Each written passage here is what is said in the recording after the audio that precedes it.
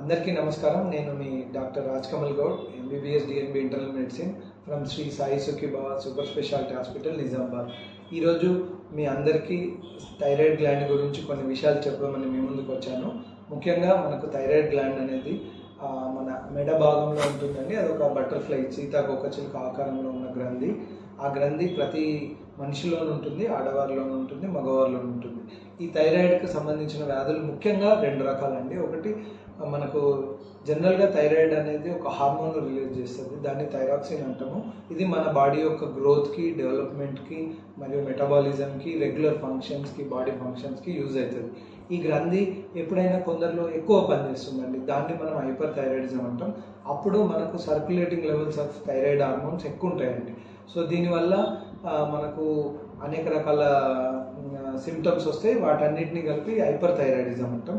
ఇంకా చాలా మందిలో, ఎక్కువ మందిలో థైరాయిడ్ అనేది తక్కువ పనిచేస్తుంది, దాన్ని మనం హైపోథైరాయిడిజం అంటాం. అంటే దీంట్లో థైరాయిడ్ యొక్క హార్మోను, మన థైరాయిడ్ గ్రంథి తక్కువగా రక్తంలోకి వదులుతుంది అన్నట్టు, దీన్ని హైపోథైరాయిడిజం అంటాం. ఇంకా కామన్గా సాధారణంగా ఎక్కువ మందిలో థైరాయిడ్ అనేది నార్మల్గా పనిచేస్తుంది, దాన్ని యూథైరాయిడ్ స్టేట్ ఆర్ యూథైరాయిడిజం అంటాం.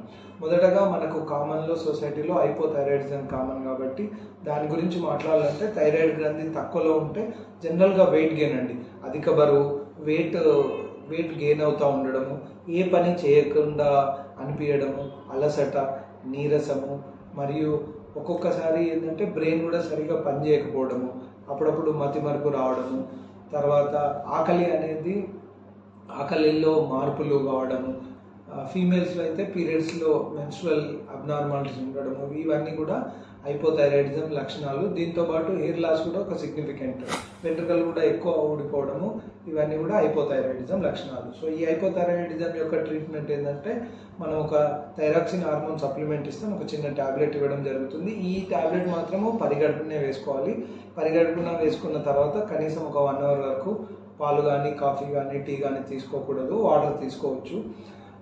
రెండో రకానికి వస్తే మనకు హైపర్ థైరాయిడిజం, అంటే థైరాయిడ్ ఎక్కువ పనిచేయడం వల్ల మనం వెయిట్ లాస్ అవుతాం. అంటే మనకు తెలియకుండానే వెయిట్ అనేది నష్టపోతాము. మళ్ళీ మన బాడీ అనేది కొంచెం యాంగ్జైటీ ఉంటుంది, అంటే కొంచెం చికాకుగా, కోపంగా ఉంటాము, యాంగ్జైటీ ఉంటుంది, కొంచెం గుండెలో దడదడ ఉంటుంది, పాల్పిటేషన్స్ ఉంటాయి, ట్రిమర్స్ అంటే కాళ్ళు చేతులు వణకడం, ముఖ్యంగా చేతులలో వణకడం ఎక్కువవుతుంది. ఫీమేల్స్లో కూడా పీరియడ్స్ అబ్నార్మాలిటీస్ ఉంటాయి. థైరాయిడ్ అనేది కంట్రోల్ కాకుంటే మాత్రం దీని ఎఫెక్ట్స్ మనకు బ్రెయిన్ పైన మరియు హార్ట్ పైన ఉంటుంది. ముఖ్యంగా హార్ట్ పైన ఎక్కువ ఉంటుంది.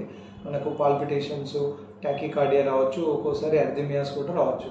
సో ఈ ఎక్కువ పనిచేయడానికి మనకు దగ్గర కూడా మంచి మందులు ఉన్నాయండి, వీటిని యాంటీ థైరాయిడ్ డ్రగ్స్ అంటాం. ఈ మందులు మన సొసైటీలో ఒక కామన్ అపోహ, ఏ థైరాయిడ్ జబ్బు ఉన్నా కూడా పరిగడుపుల్ని వేసుకోవాలనేది ఒక అపోహ ఉంటుంది. చాలామంది పేషెంట్స్ కూడా మమ్మల్ని రెగ్యులర్గా ఇదే డౌట్స్ అడుగుతారు. సో ఈ హైపర్ థైరాయిడిజం డ్రగ్స్ అనేటివి ఎప్పుడైనా వేసుకోవచ్చండి, తినకుండా, కానీ ఒక పర్టికులర్ టైంలో వేసుకోవాలి. మార్నింగ్ కానీ, ఆఫ్టర్నూన్ కానీ, మార్నింగ్ 10కో 1కో ఓ పర్టికులర్ టైంలో వేసుకోవాలి. ఇంకా థర్డ్ వచ్చేసి యూథైరాయిడ్ అంటే థైరాయిడ్ చాలా బాగా పనిచేస్తున్నట్టు, దీనికి ఏ మందులు వాడాల్సిన అవసరం లేదు. ఎప్పుడైనా డౌట్ ఉన్న వాళ్ళు థైరాయిడ్ హార్మోన్కి సంబంధించిన పరీక్ష, థైరాయిడ్ ప్రొఫైల్ అంటాము, అది 6 నెలలకు ఒకసారి, 1 ఇయర్కి ఒకసారి చేసుకుంటే సరిపోతుంది. వీటితో పాటు మిగతా థైరాయిడ్ వ్యాధులు ఏంటంటే థైరాయిడ్కి అప్పుడప్పుడు గాయిటర్ అంటాం. థైరాయిడ్ గ్లాండ్ మొత్తము అది ఒక వాపులాగా తయారవుతుంది, దాన్ని గాయిటర్ అంటాము. దీనికి అనేక కారణాలు ఉంటాయి. ముఖ్యంగా మనం సొసైటీలో చూస్తూ ఉంటాం కదండి, మనం ఉప్పు కానీ, అయోడిన్ కానీ అంటాం కదా, అయోడిన్ లోపం వల్ల కూడా గాయిటర్ వచ్చే అవకాశాలు ఉంటాయి. ఇంకా దాని తర్వాత థైరాయిడ్ గ్లాండ్కి సంబంధించిన కొన్ని ఇతర వ్యాధులు ఏంటంటే ఒక్కోసారి చిన్న గడ్డల రూపంలో ఉంటాయండి, దాన్ని నాడ్యూల్స్ అంటాం. నాడ్యూల్స్ అనేవి ఒకటి ఉండొచ్చు, సాల్టర్ నాడ్యూల్ ఉండొచ్చు, ఎక్కువ ఉండొచ్చు, మల్టీ నాడ్యూల్స్ ఉండొచ్చు. ఈ నాడ్యూల్స్ కూడా అనేక రకాలు ఉంటాయండి. కొన్ని బినైన్ ఉంటాయి, అంటే నార్మల్ నాడ్యూల్స్, కొన్ని క్యాన్సర్కి సంబంధించినవి కూడా ఉండవచ్చు.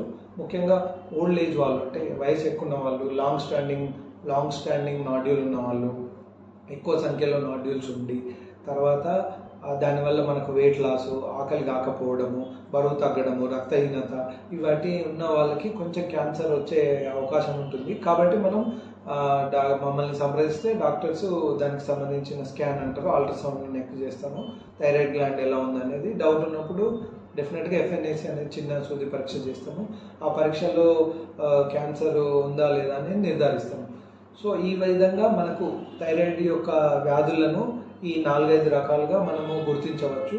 సో జనరల్ ప్రికాషన్స్ పబ్లిక్ ఏంటంటే ముఖ్యంగా థైరాయిడ్ ఇబ్బంది పడకుండా ఉంటే మనం మంచి అయోడిన్ ఉప్పుని తీసుకోవాలి ఒకటి.